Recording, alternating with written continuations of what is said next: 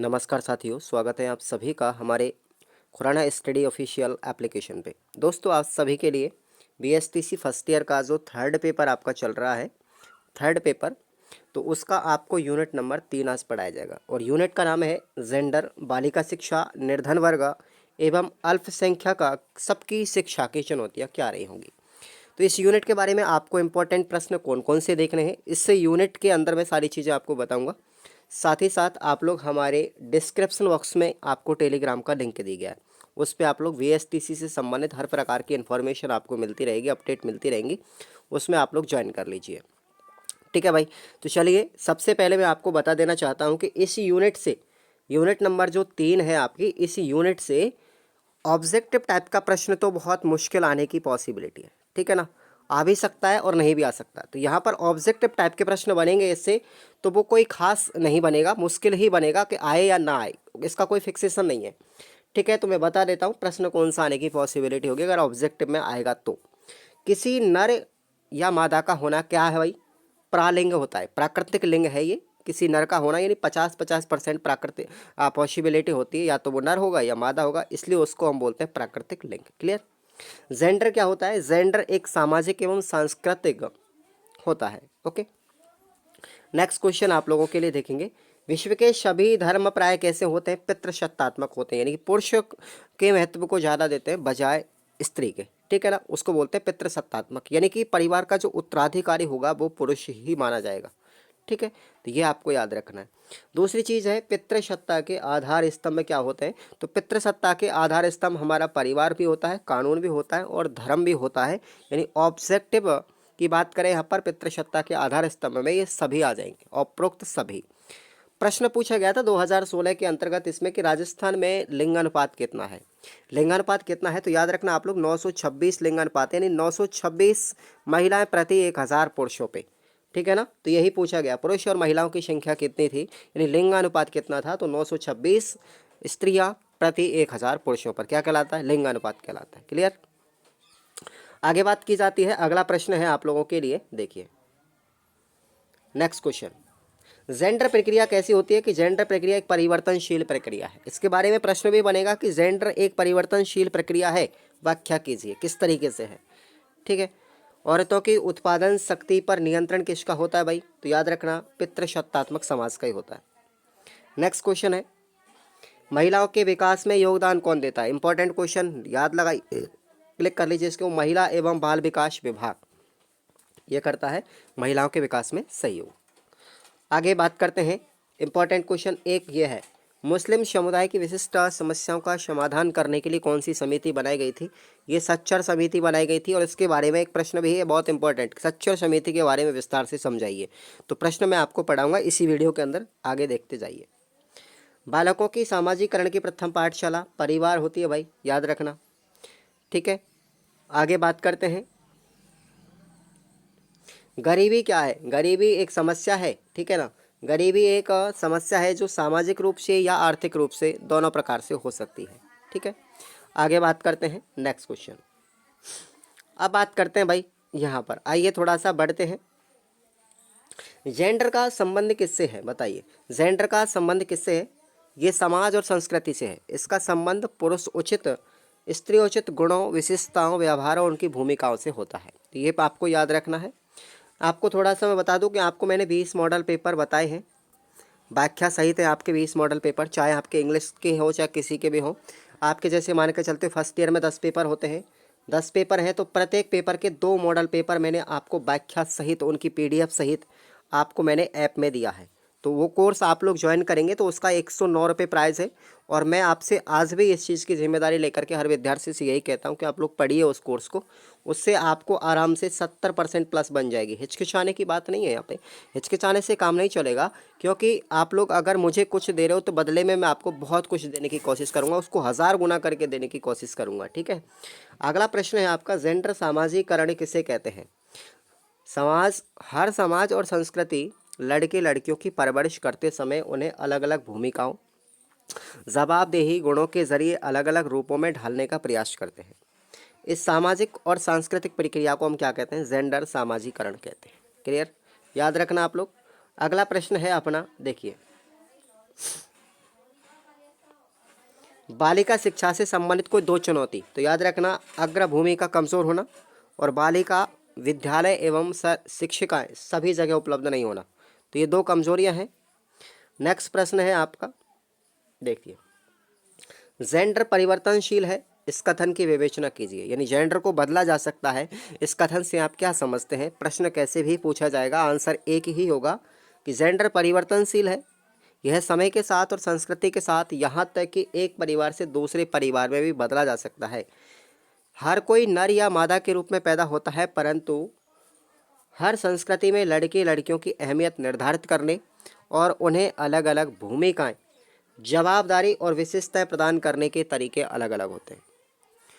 Gender सामाजिक व सांस्कृतिक विशेषताएं हैं, प्राकृतिक नहीं है। यह बात इसी से सिद्ध होती है कि वे समय के साथ साथ अलग अलग जगहों तथा विभिन्न सामाजिक समूह में भिन्न भिन्न होती है। उदाहरण के लिए मैं आपको बात करूँ एक मध्यम वर्गीय परिवार की लड़की की दुनिया हर घर और स्कूल तक सीमित होती है, जबकि आदिवासी लड़की आज़ादी से ही जंगलों में अकेली घूमती है, मवेशी चराने लगती है, फिर फलों पत्तों टहनियों को तोड़ने के ऊंचे ऊंचे पेड़ों पर चढ़ जाती है। वे दोनों ही लड़कियां हैं, परंतु दोनों के शरीर भी एक जैसे हैं, लेकिन उनकी योग्यताओं में, विकास में, उनकी आकांक्षा और सपनों में बहुत फर्क होता है। तो यहीं पर आप लोग देख सकते हैं कि ये होता हमारा जेंडर परिवर्तनशीलता। अगला क्वेश्चन है कि सामाजिक लिंग यानी जेंडर प्रकृति का रचा नहीं है, समाज का बनाया गया है, समाज का रचा हुआ। इस कथन की व्याख्या आपको करनी है उदाहरण सहित। तो देखेंगे आप लोग, इंपॉर्टेंट क्वेश्चन है ये भी। सामाजिक लिंग का निर्धारण सामाजिक और सांस्कृतिक लक्षणों के आधार पर होता है। एक उदाहरण के तौर पर कि खेल के मैदान में लड़का गिर पड़ता है, उसके घुटनों में चोट आती है, उसे प्राथमिक उपचार देने के बजाय उसके साथी खिलाड़ी कहते हैं, अरे कैसा लड़का है जो लड़कियों की तरह रो रहा है, ऐसा कहते हैं ना मैदान में, जाओ और इसके लिए चूड़ियाँ ले आओ। खिलाड़ी लड़का चिल्लाया, क्यों नहीं, उसे चोट लगी है, लेकिन उसका व्यवहार समाज सोचता है पुरुष उचित नहीं है। जब कोई लड़की गंदी गालियाँ देती है तब लोग कहते हैं कैसी लड़की है जो लड़कों की तरह गंदी गालियाँ देती है। इस तरह के व्यवहार समाज द्वारा अस्वीकार किए जाते हैं। इसी कारण समाज ये मानकर चलता है कि लड़कों में साहस होता है, उनमें ताकत होती है, वो स्वतंत्र होकर काम कर सकते हैं। दूसरी ओर लड़कियां भीरू होती है, कमज़ोर होती हैं, डरपोक हो रही हैं, दूसरों पर निर्भर रहती है। जेंडर में पुरुष उचित और स्त्री उचित लक्षण समाज द्वारा ही उनमें डाले जाते हैं। इसलिए कह सकते हैं कि सामाजिक लिंग प्रकृति का रचा नहीं है भैया, किसका है? समाज का बनाया हुआ है। हमारे मन में वो फितुर भर दिए जाते हैं ऑलरेडी पहले से, है ना। थोड़ा सा रुकिए आप लोग। चलिए अगला प्रश्न आप लोग देखेंगे। नेक्स्ट क्वेश्चन क्या है आपका? नेक्स्ट क्वेश्चन बढ़िया ही पढ़ना है आपको। हाँ जी, ये है पितृसत्ता से क्या अर्थ है और इसकी विशेषताएं क्या होती है। तो पितृसत्ता का शाब्दिक अर्थ है पिता या कुलपति, यानी परिवार का कोई बुजुर्ग पुरुष की सत्ता या शासन। आजकल इस शब्द का इस्तेमाल आमतौर पर पुरुष सत्ता दर्शाने या उन शक्ति संबंधों को बताने के लिए किया जाता है जिनमें पुरुष महिलाओं पर हुक्म चलाते हैं। ठीक है, पितृसत्ता एक ऐसी सामाजिक व्यवस्था है जिसके अंतर्गत पिता या कोई पुरुष परिवार के सभी सदस्यों, संपत्ति व अन्य आर्थिक संसाधनों पर नियंत्रण रखता है, वही उसका मुखिया माना जाता है। वंश या खानदान पुरुषों के नाम से चलता है। पितृसत्ता या पुरुष प्रधान समाज व्यवस्था में पुरुष का दर्जा महिला से ऊंचा होता है। पितृसत्ता की मान्यता है कि महिलाओं को पुरुषों के अधीन और उनके नियंत्रण में रहना चाहिए। यह विचारधारा महिलाओं को पुरुषों की संपत्ति का एक हिस्सा मानती है। सभी धर्म पितृसत्तात्मक है और महिलाओं के बारे में लगभग समान विचार रखते हैं। यहाँ तक कि अनेक कानून भी धर्मों के आधार पर हैं, जैसे हिंदू कानून, इस्लामी कानून, ईसाई कानून आदि के अंतर्गत विवाह, तलाक, भरण पोषण, संपत्ति के अधिकार मिलते हैं। महिला और पुरुषों के बीच गैर बराबरी बचपन से लेकर के मरते समय तक साफ नजर आती है।